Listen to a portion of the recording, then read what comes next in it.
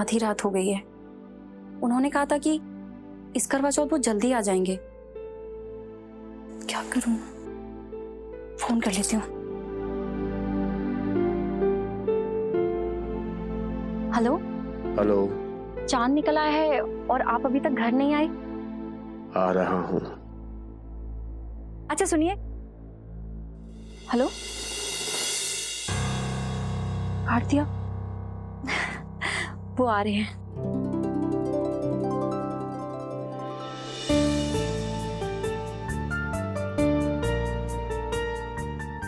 देखना, आज जब वो आएंगे ना तो मुझे देखते ही रह जाएंगे, जैसे शादी वाली रात देखते ही रह गए थे।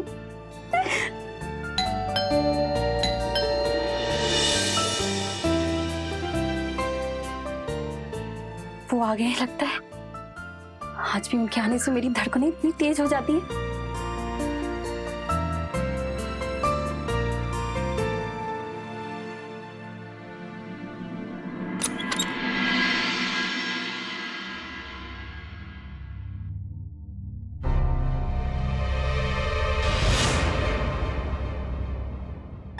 क्या है सास श्रृंगार, क्या है? आज करवा चौथ है ना?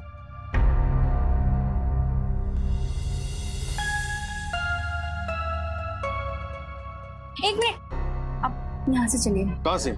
आइए तो। अरे लेकिन अरे आइए ना।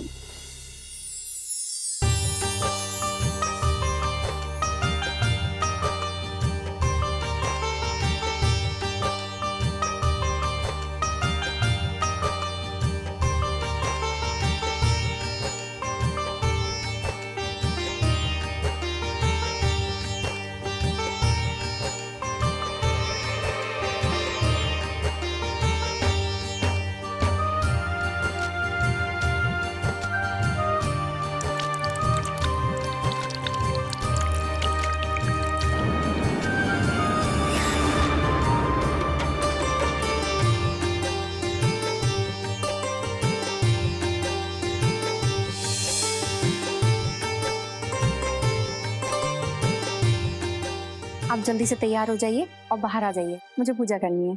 ठीक है, बहुत थका हूँ, एक कप चाय पिला दो। हाँ हाँ, मैं अभी लेकर आती हूँ।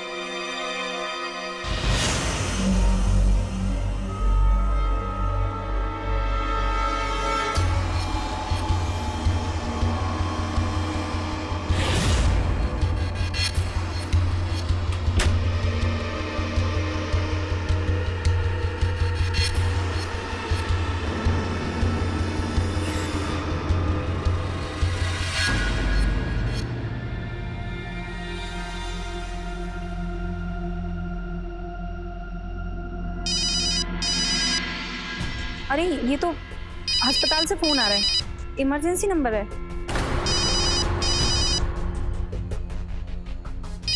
लगता है कमरे में है। अरे आप कहाँ जा रहे हैं? वो मैं नहाने जा रहा हूँ एक्चुअली। बाथरूम तो उधर है। हाँ, वो मैं तौलिया लेने आया था, मिली नहीं मुझे।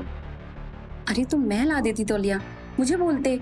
अच्छा ये आपका फोन आ रहा है अस्पताल से, कोई इमरजेंसी कॉल है।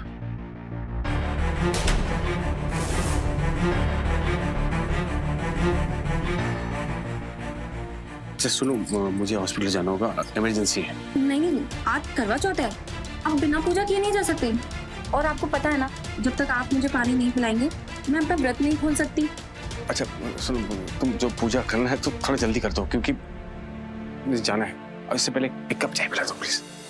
अरे हाँ, मैं तो चाय बनने के लिए रख के आई थी, अभी लाती हूँ। ठीक।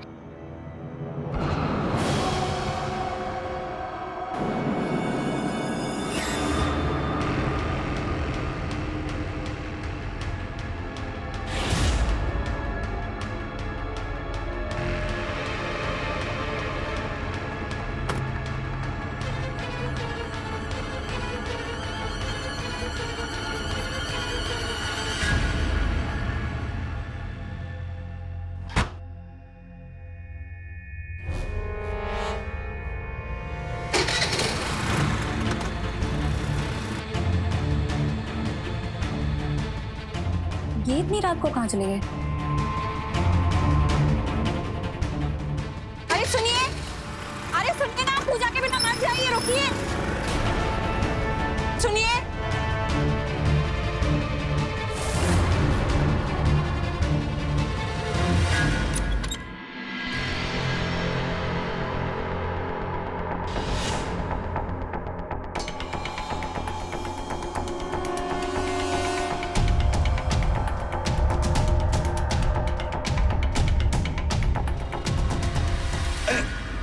जान, क्या कर रही हो? बताओ तो सही। अभी बताती हूँ क्या कर रही हूँ। क्या सरप्राइज? अरे अब बताओ क्या सरप्राइज है? अभी बताती हूँ।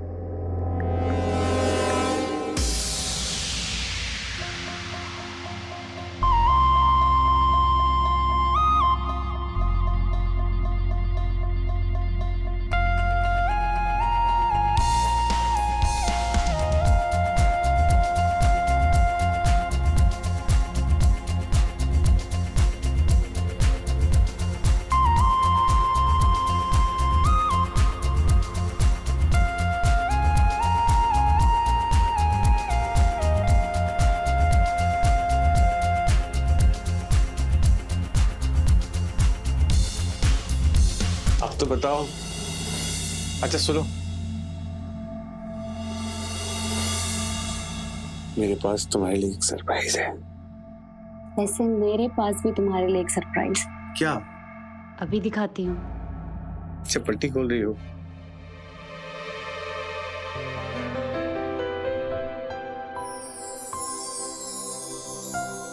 वाह, mind-blowing, mesmerizing. Oh my beauty. आहा, मेरा सरप्राइज। ओहो,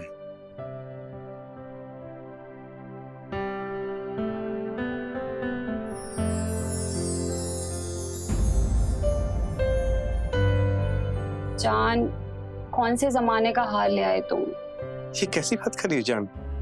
ये हार बहुत महंगा है। जान, जब चीज ही पसंद नहीं आए तो कीमत का क्या करना है? अच्छा तुम एक काम कर दो ना, ये हार बदलवा के मेरे लिए नए डिजाइन का हार ले आओ।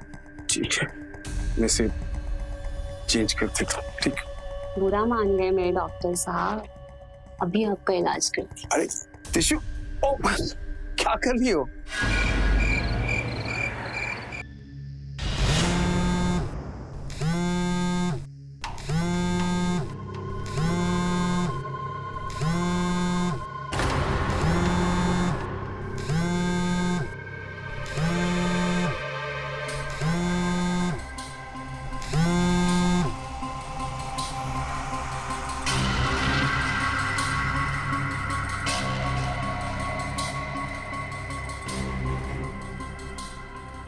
हेलो, आप ठीक तो है ना? रो क्यों रही हो? मैं आपको कब से कॉल लगा रही हूँ, आप एक भी फोन नहीं उठा रहे मेरा। मैं तो डर ही गई थी कि कहीं कुछ। आप बिना ही पूजा किए घर से चले गए और ऊपर से आज करवा चौथ भी है। तुम्हें बताया था ना कि इमरजेंसी है हॉस्पिटल में। अभी भी मैंने एक ऑपरेशन किया है। समझती क्यों नहीं हो? अच्छा पूजा कल कर लेना। ऐसा मत कहिए, आज करवा चौथ है, अगर आज पूजा नहीं हुई तो अनर्थ हो जाएगा। आप प्लीज घर पे आ जाइए, वरना मेरा दिल टूट जाएगा। कैसी गवार औरत से पाला पड़ा है मेरा। मेरी बात माने की नहीं है। अच्छा ठीक है, सुनो मैं आ रहा हूँ।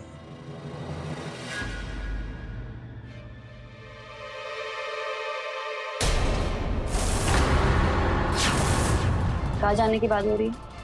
जान वो हॉस्पिटल से फोन था, इमरजेंसी, मुझे जाना पड़ेगा। तुम और तुम्हारी इमरजेंसीज। जान किसी की जिंदगी का सवाल है। जाओ, मैं तुम्हें कभी रोक पाई? I love you.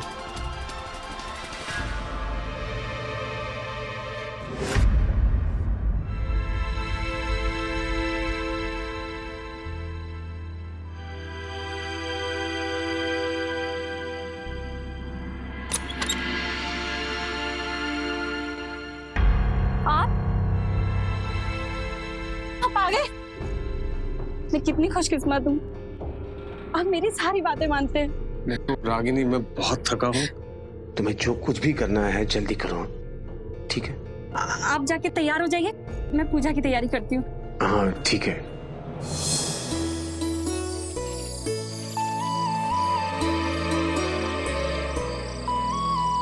मैं जानती हूँ कि आप बहुत थक गए हैं आज, लेकिन आप जरा सा मुस्कुरा देंगी तो मेरी पूजा सफल हो जाएगी। अरे बस करो यार, क्या तमाशा लगा रखा है? मैं तुम्हारी कठपुतली हो गया? जब चाहोगी हंसू, जब चाहोगी रो, क्या है सब, क्या है? अच्छा ठीक है, आप गुस्सा मत कीजिए, आप अपने हाथ से ये पानी मुझे पिला दीजिए और आप जाकर सो जाइए। अरे अरे मैं तो भूल ही गई थी, एक पूजा और बाकी है। ये पानी मुझे पिलाने से पहले चंद्रमा को चढ़ाना पड़ेगा।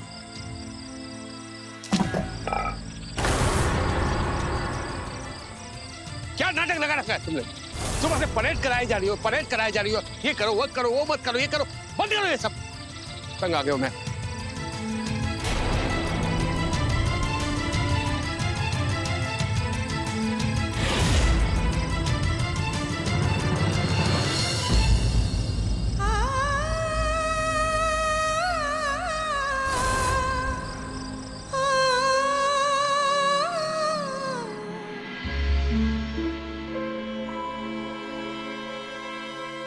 बताइए रमेश जी, क्या लाए हैं आप? ये देखिए, 23 कैरेट, इसकी डिजाइन देखिए, ये ग्रीन कलर ऐसे कितने अच्छे से लगाया गया है। रमेश जी हल्का है, कुछ और दिखाइए ना। ये वाला देखिए, 24 कैरेट 24 कैरेट प्योर गोल्ड। देखिए ऐसे डिजाइन बहुत कॉमन सा है, नहीं कुछ और दिखाइए रमेश जी ना। ये वाला देखिए, एकदम नया डिजाइन है डॉक्टर साहब, बड़े बड़े शोरूम में ये वाले डिजाइन नहीं मिलेंगे। ये कुछ अलग लग रहा है, ये अच्छा, ये ठीक है जी। लेकिन रमेश जी इसको आपको, इसकी जो कीमत है ना, पुराने हार से आपको एडजस्ट करनी होगी। ये वाली देखिए, इससे एडजस्ट कर लीजिए आप, दाम जो है। ठीक है, मैं इसे ले जाता हूँ, इसकी जांच परख करके इस हार के दाम का अंतर आपको बता दूंगा। जी जी बिल्कुल ठीक है। शाम तक बताता हूँ आपको। हाँ। चाचा जी, अरे आइए। हाँ बोलो जा। चाचा जी, वो नेक्स्ट मंथ रिटर्न फाइल करनी है, तो आप इसमें साइन कर दीजिए।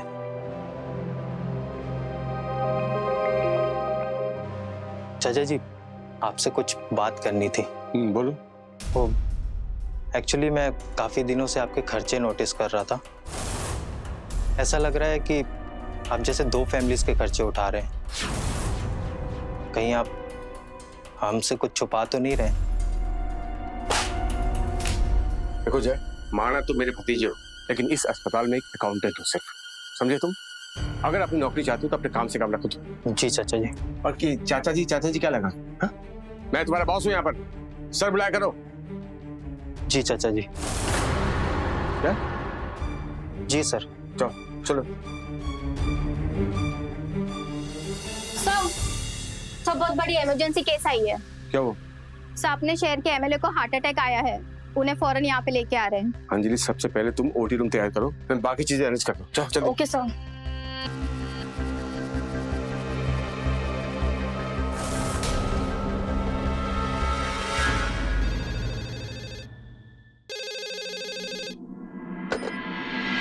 हेलो, नमस्ते भाभी जी, मैं श्री हरि ज्वेलर से रमेश बोल रहा हूँ। रमेश।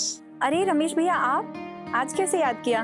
दरअसल वो डॉक्टर साहब का फोन बहुत देर से बंद आ रहा है, तो सोचा हार के दाम का अंतर आपको ही बता दूं।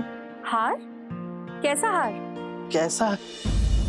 हे भगवान, लगता है डॉक्टर साहब आपको सरप्राइज देने वाले थे, इसीलिए उन्होंने मुझे हॉस्पिटल बुलाया। पर अब हार के बारे में आपको बता दिया तो उनके सरप्राइज पे पानी फिर गया। रमेश भैया, अब तो आपने सारी बातें बता ही दी हैं, बाकी की बात भी बता दीजिए। जी, दरअसल डॉक्टर साहब ने आपके पुराने हार को नए हार से बदलने को दिया था, तो उस हार के दाम का अंतर बताना था, जो लगभग 35,000 है। अच्छा ठीक है, मैं उन्हें बता दूंगी। अरे नहीं नहीं भाभी जी, आप मत बताइएगा, नहीं तो उनका सरप्राइज खराब हो जाएगा। मैं ही उन्हें बता दूंगा, ठीक है? जी भैया जी, नमस्ते। नमस्ते।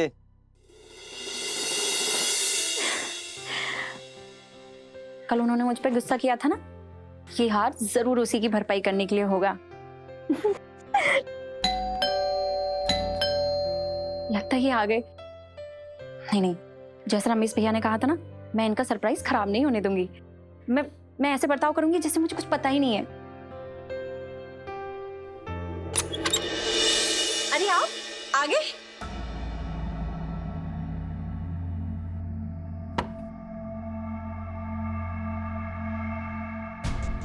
वो आज आपका फोन काफी देर से बंद क्यों बता रहा था? अरे वो हमारे एरिया के एमएलए को हार्ट अटैक आया था, हमारे अस्पताल में एडमिट। हे भगवान, अब वो ठीक है ना? वो अभी ठीक है, लेकिन लगातार प्रेस वालों के फोन आ रहे थे, इसलिए मैंने फोन बंद रखा था। अच्छा, चाय लाऊं आपके लिए? नहीं, मैं नहाने जा रहा हूँ।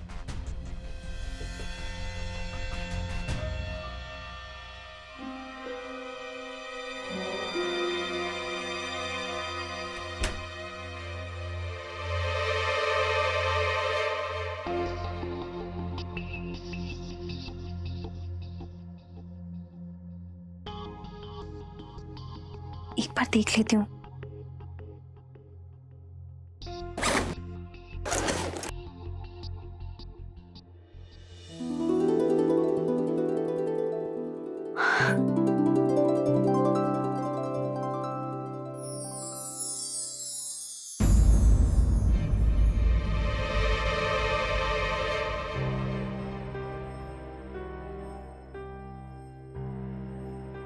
आप फिर से कहीं जा रहे हैं क्या? हाँ, अस्पताल जा रहा हूँ। जब तक एमएलए की तबीयत में सुधार नहीं हो जाता, मुझे अस्पताल में रहना पड़ेगा। फिर आपका खाना? वो क्या है ना कि अस्पताल के कैंटीन में खा लूंगा मैं, ठीक है?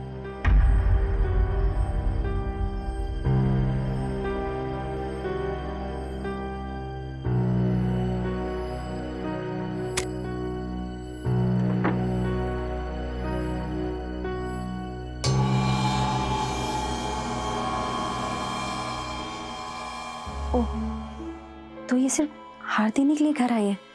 कुछ कहा तुमने? नहीं।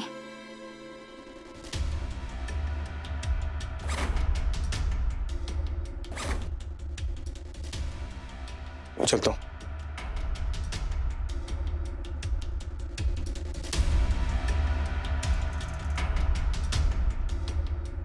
आप कुछ भूल तो नहीं रहे हैं ना?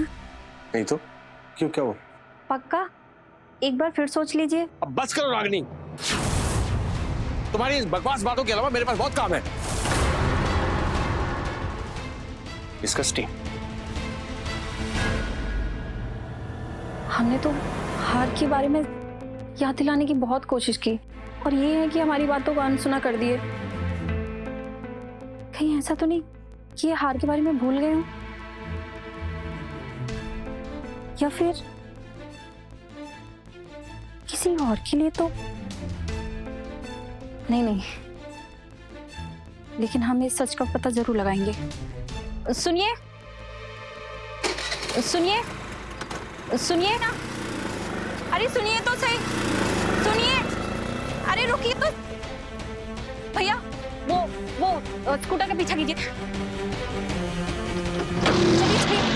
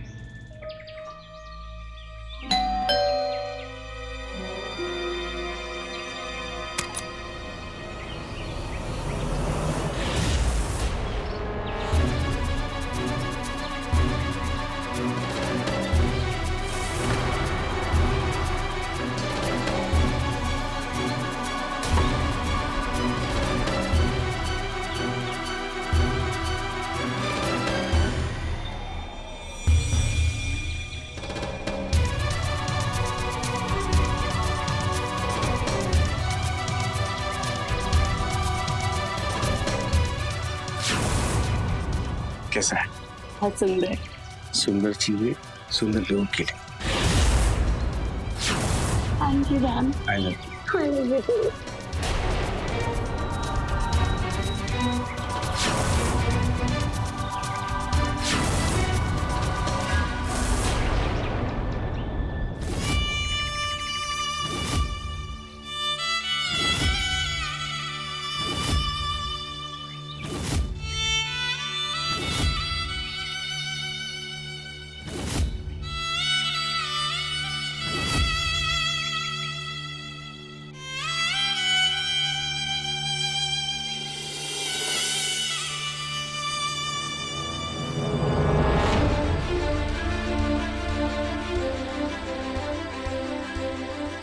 कोई बुरा सपना है? हाँ, ये बुरा सपना ही है। मैंने इस शादी को पूरी लगन के साथ निभाया है, फिर भी भुवन जी ने मुझे धोखा दिया। नहीं, मेरे भुवन जी तो बहुत भोले हैं। सारा का सारा किया था इस कलमोही का ही है। इसी ने मेरे पति को अपने चंगुल में फंसाया है। चाहे कुछ भी हो जाए, मैं अपने पति को इसके चंगुल से छुड़ा कर ही लूंगी।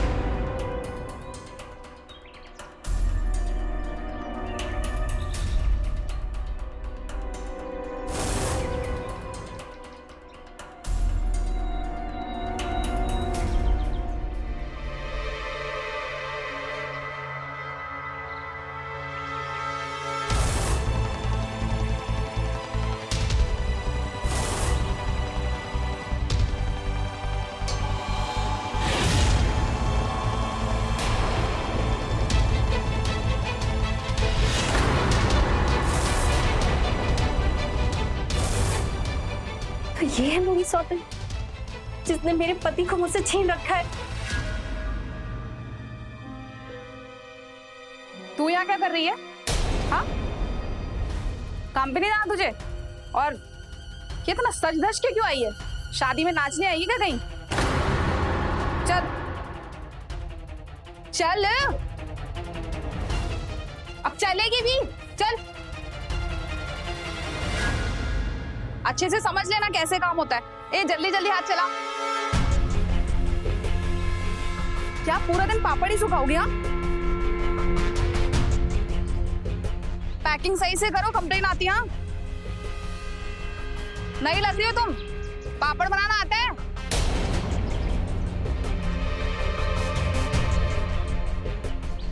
अबे ओ महारानी, ध्यान कहाँ है तेरा?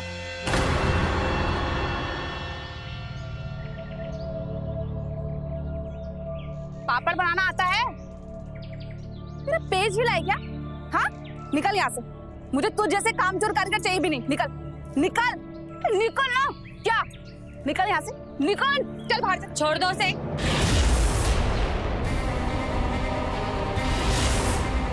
किसी को भी बिना परखे उसे नकारना नहीं चाहिए। लेकिन दीदी ये नहीं है, इसको कोई काम।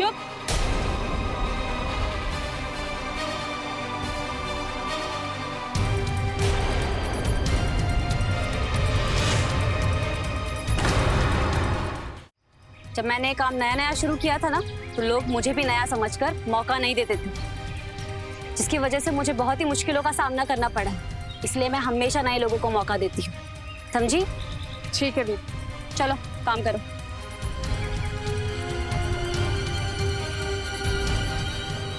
तुम एक काम करो, यहाँ बैठ जाओ। कमला, इसको जरा पैकिंग करना सिखाओ। बैठो। तुम लोग पापड़ तो सही से बनाओ ना।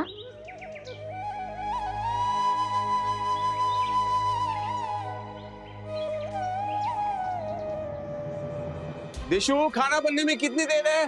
बस 2 मिनट। कितना समय से भुवन जी ने मेरे हाथ का बना खाना नहीं खाया, और इस गैर औरत के हाथ से बना खाना खाने के लिए कितने बेकरार हो रहे हैं। अभी मजा चखाती हूँ इसे। जी वो मुझे प्यास लगी थी। अंदर किचन में घड़ा रखा है, जाके पी लो। बस 2 मिनट।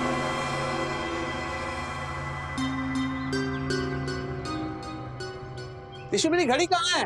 अरे वही तो रखी है। अच्छा आप रुको, मैं आती हूँ।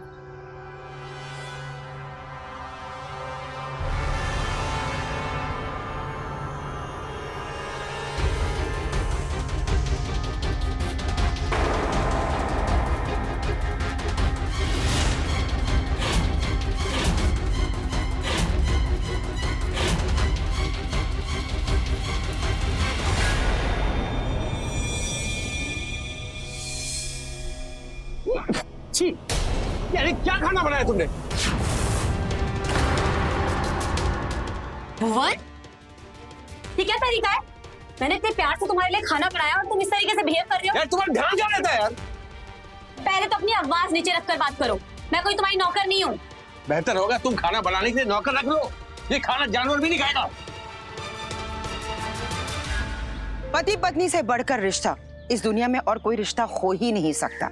तभी तो हमारी संस्कृति में पत्नी को पति की अर्धांगिनी कहा जाता है, क्योंकि पति पत्नी एक दूसरे के पूरक होते हैं और इस रिश्ते में धोखा इंसान को पूरी तरह से तोड़ देता है और टूटा हुआ इंसान बहुत ही खतरनाक हो सकता है। नमस्कार, मैं हूं सुधा चंद्रन और आप देख रहे हैं प्यार, धोखे और बदले के ताने बाने में गढ़ी हुई पति पत्नी और सौतन की एक ऐसी कहानी जिसने सबको झंझोड़ कर रख दिया था। पति पत्नी और सौतन का जो रिश्ता है वो बहुत ही जटिल होता है। किसी भी पत्नी के लिए अपने पति को किसी दूसरी औरत के साथ साझा करने का विचार बहुत ही डरावना होता है। जब भुवन की सच्चाई रागिनी के सामने आई तो मानो रागिनी के पैरों तले जमीन ही खिसक गई हो, मानो रागिनी के अंदर कुछ टूट सा गया हो और रागिनी का टूटा हुआ यही अस्तित्व उसे अपनी सौतन के प्रति घोर क्रोध और नफरत से भर दिया और रागिनी की यही नफरत एक बेहद संगीन जुर्म को आमंत्रण दे चुकी थी।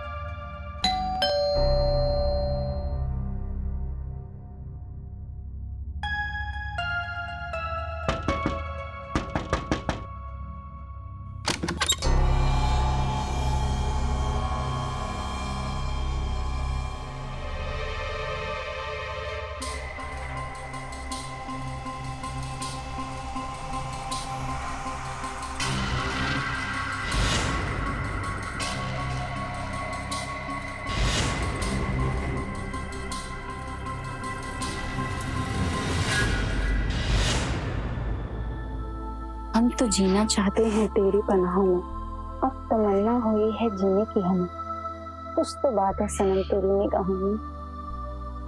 हम तो जीना चाहते हैं तेरे आगोश में, धड़कनें थम जाती हैं तेरी पनाहों में।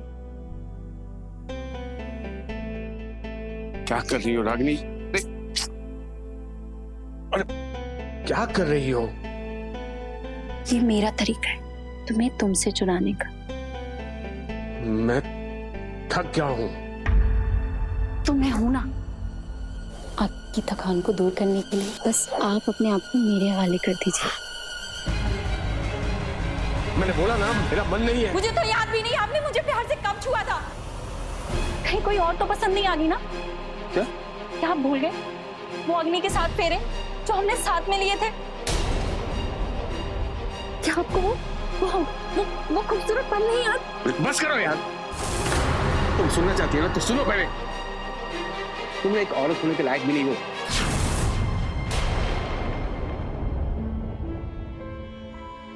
जो मुझे बच्चा तक नहीं दे सकती। मुझे अपने भगवान पे पूरा भरोसा है कि वो मेरी गोद जरूर भरेंगे। तुम और तुम्हारी गवार सोच से मैं तंग आ गया हूं। You know what? मुझे यहाँ आना ही नहीं चाहिए था। तो आप उस गैर औरत के पास जाएंगे? आप क्या बकवास कर रही थी? क्या बोला तुमने अभी? भगवान जी मुझे छोड़ के मर जाएंगे। मैं मर जाऊंगी। दूर रहो मुझसे।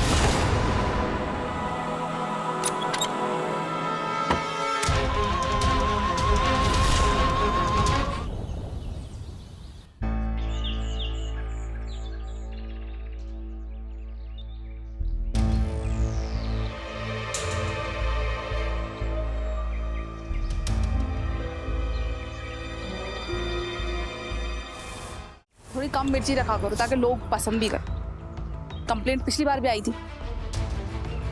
मैडम वो मुझे प्यास लगी थी।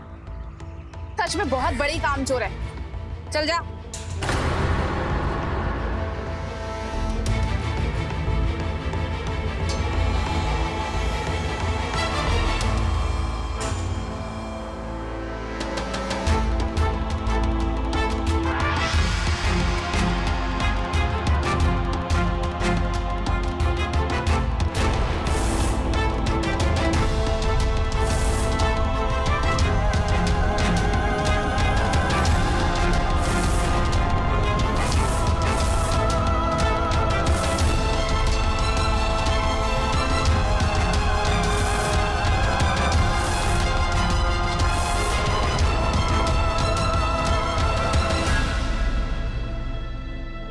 दिशु, देखो तुम्हारा फेवरेट चाइनीज लाया। बहुत अच्छा किया, मुझे ना बहुत तेज भूख लगी थी। सुनो ना, ठंडा हो गया खाना, थोड़ा गर्म करना पड़ेगा, कर दो ना। चल। जान, मैं नेल पॉलिश लगा रही हूँ, तुम गरम कर दोगे क्या? अच्छा हाँ, चलो ये भी कर देता हूँ, ठीक है। Thank you. हाँ। अरे दिशु, लाइटर कहाँ है?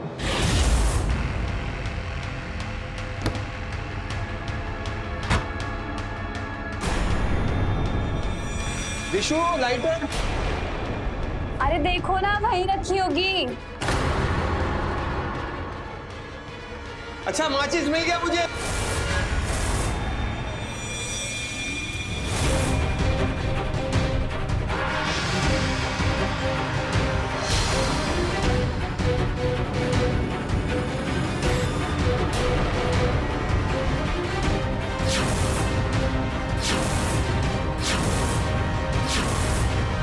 रागिनी, तुम यहाँ क्या कर रही हो? साहब आप इसे जानते हैं? तुम इसे कैसे जानती हो? साहब ये 2 दिन पहले पापड़ बनाने के काम पे लगी है।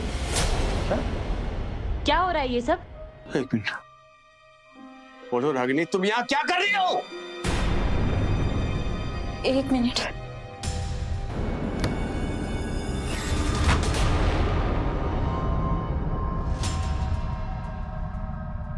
भुवन, गैस का पाइप कटा हुआ है। क्या?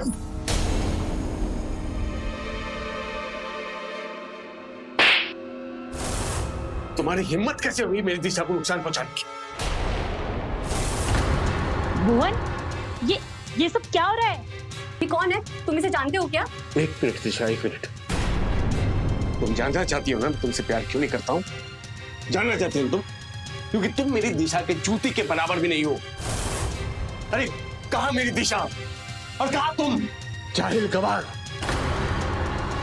अरे तुम तो ऐसी औरत हो, औरत कहलाने के लायक तक नहीं। और तो और आज तक मुझे संतान तक दी थी भाई तुम।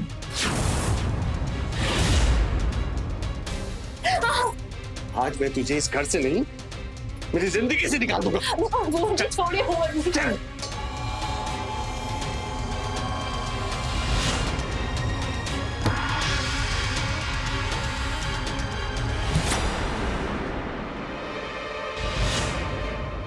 वैसे तो मैं तलाक के बाद तुझे आधी प्रॉपर्टी देने वाला था, लेकिन अब तुझे फूटी कोड़ी तक नहीं दूंगा ताकि तू सड़क पर भीख मांगे। भुवन जी, भुवन जी सुनिए, भुवन जी सुनिए, बोलिए भुवन जी।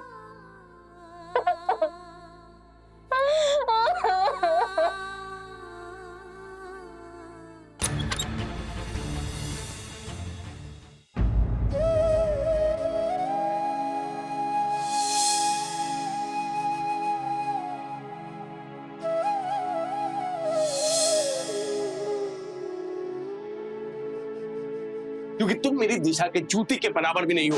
अरे कहाँ मेरी दिशा और कहाँ तुम, जाहिल गवार।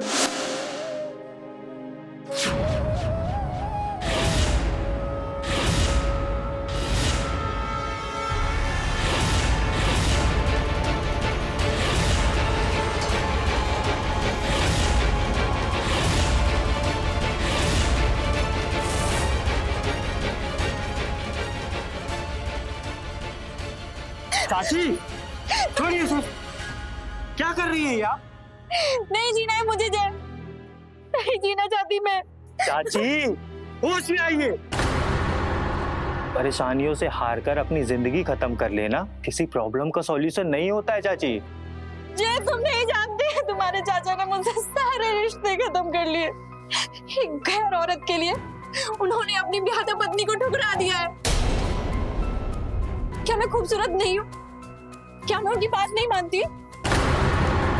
इन सब के बावजूद भी वो मुझसे नहीं, उस औरत को पसंद करते हैं जिन्होंने उस गैर औरत के सामने मेरी बेइज्जती की। क्या ये सही है? लेकिन चाची, चाचा ने ऐसा किया क्यों? क्योंकि मैंने उसको जान से मारने की कोशिश की थी। मारने की कोशिश? चाची ये तो आपने गलत किया, बहुत गलत किया।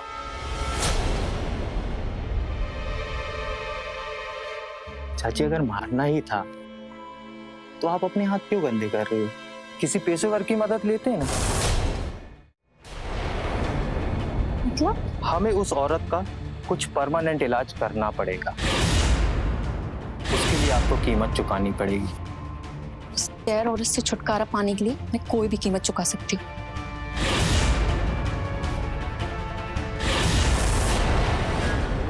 दिशा मेरी बात सुनो, मेरी बात सुनो दिशा। हाथ मत लगाना मुझे।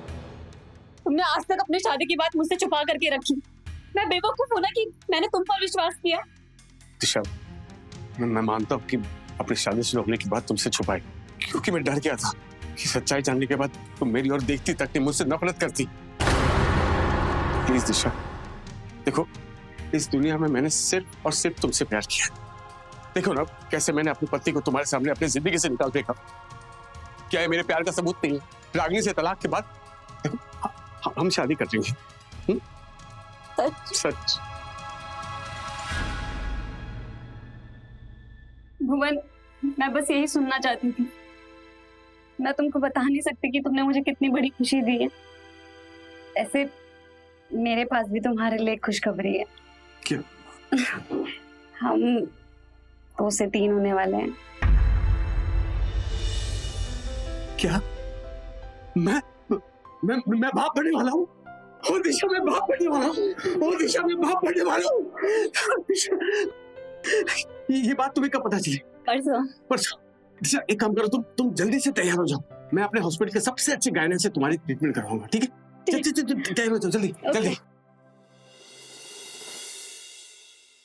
कभी कभी हमारे साथ हुई बेइज्जती और नाइंसाफी को हमारे जीवन का कड़वा सबक मानकर आगे बढ़ने में ही समझदारी होती है, क्योंकि जितना अधिक वक्त हमारे साथ हुए धोखे का हम शोक मनाएंगे, उतना ही अधिक क्रोध और नकारात्मकता के काले बादल हमारी बुद्धि और विवेक को ढक लेते हैं। कुछ ऐसा ही हुआ रागिनी के साथ भी, जो कभी एक सीधी सादी गृहिणी हुआ करती थी, लेकिन आज अपने पति द्वारा दिए गए धोखे की जिम्मेदार वो अपनी सौतन को मानने लगी।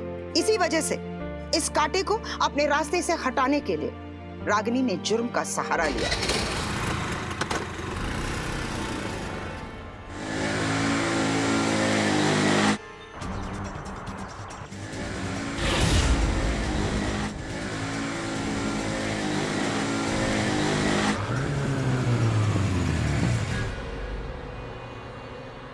अरे डॉक्टर भुवन, आपने तो आज छुट्टी ली थी ना?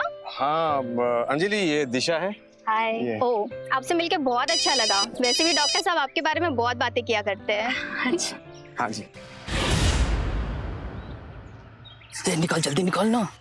और अरे जल्दी कर, ठोक उसको। क्या कर रहा है?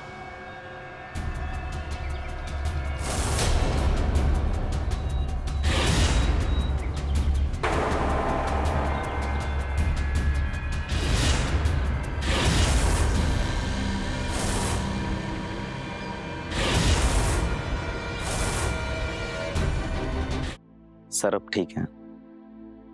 Feeling good sir? ठीक है। थैंक यू सो मच भुवन, मेरी जान बचाने के लिए। इंस्पेक्टर सर, भुवन ने मेरी जान बचाने के लिए अपनी जान दांव पे लगा दी। आपको किसी पे शक है? शक नहीं है, मुझे यकीन है। ये काम उस रागनी के अलावा और कोई कर ही नहीं सकता। कौन है ये रागनी? डॉक्टर भुवन की पहली वाइफ है। तो आपका डॉक्टर साहब के साथ क्या रिश्ता है? दरअसल हमारा मामला थोड़ा उलझा हुआ है। उन्होंने मुझे बताया नहीं था कि इनकी ऑलरेडी शादी हो रखी और हम लोगों ने शादी कर ली। उसको जैसे ही पता चला वो हमारे पीछे पड़ी हुई है तब से। ठीक है, हम इस एंगल से भी जांच पड़ताल करेंगे।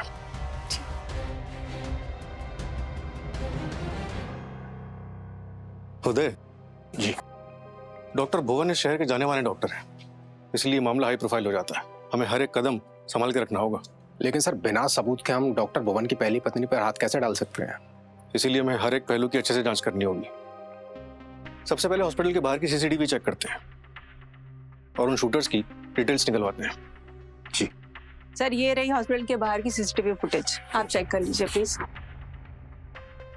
उदय, पता करो ये हिस्ट्री शीटर्स हैं या फिर कोई नए कबूतर, और जैसी डिटेल्स मिले ट्रैक करो इन्हें। जी।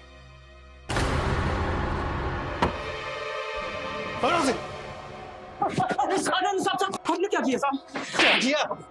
शक्लें कैद हो गई तुम लोगों की सीसीटीवी में डॉक्टर भुवन के ऊपर हमला करते हुए। चुप चुप, चल बता किसने सुपारी दी थी डॉक्टर भुवन की? वो सब हम बोल। तो डॉक्टर साहब की वाइफ रागिनी ने। आपकी ऐसी हालत देख के मेरा तो कलेजा फटा जा रहा है, मुझे माफ कर दीजिए। रागिनी जी,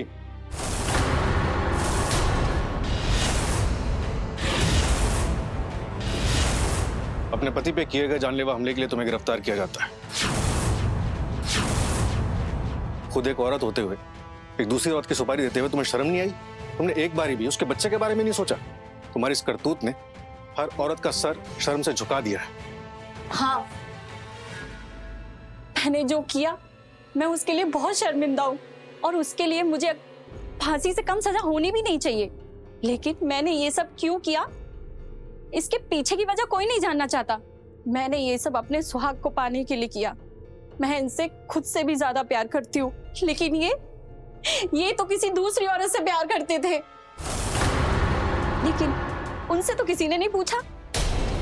सारे सवालों के जवाब सिर्फ एक औरत को ही देने होते, मर्द को नहीं, क्योंकि मर्द तो पति होता है और पति को सारी गलतियां करने की आजादी होती है। मेरी बस इतनी सी गलती थी कि इनकी बदलती हुई जरूरतों के मुताबिक मैं खुद को ढाल नहीं पाई और इसलिए ये मुझसे दूर हो गए और इसी वजह से इन्होंने दिशा को दिल दे दिया, उससे प्यार करने लगे। ठीक है, ले चलिए मुझे।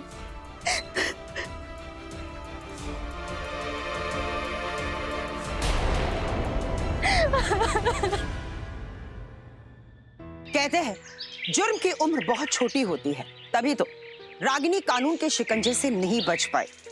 रागिनी, जय और इस जुर्म में उनकी मदद करने वाले सुपारी किलर अब पुलिस के गिरफ्त में है और कानून के विभिन्न धाराओं के तहत मुकदमे अदालत में विचाराधीन है। लेकिन सवाल यह है कि क्या सिर्फ रागिनी दोषी है? क्या भुवन की कोई गलती नहीं थी? अगर भुवन रागिनी को पसंद नहीं करता था तो वो अलग हो सकते थे, जिससे वो दोनों अपना अपना जीवन अपनी इच्छाओं के अनुसार जी सकते थे। कोई भी औरत अपनी पति को दूसरी औरत के साथ देखकर खुश नहीं रह सकती, क्योंकि रिश्ते जीवन का अभिन्न अंग होते हैं। वो हमें एक दूसरे से जोड़ते हैं। पारिवारिक रिश्ते हमें जन्म से मिलते हैं, लेकिन एक पति पत्नी का रिश्ता दो इंसानों का नहीं, दो परिवारों का नहीं, बल्कि दो आत्माओं के मिलन का एक अटूट और मजबूत रिश्ता है। और अगर इसमें कोई भी एक दूसरे के साथ धोखाधड़ी करे तो ये सही नहीं है। इसलिए हम आपसे यही गुजारिश करना चाहते हैं कि अपने रिश्तों को अपनी निजी चाहतों के लिए भेंट ना चढ़ाएं। इसी के साथ मैं सुधा चंदन आपसे विदा लेती हूँ। फिर मिलेंगे क्राइम अलर्ट के अगले एपिसोड में एक नई कहानी के साथ।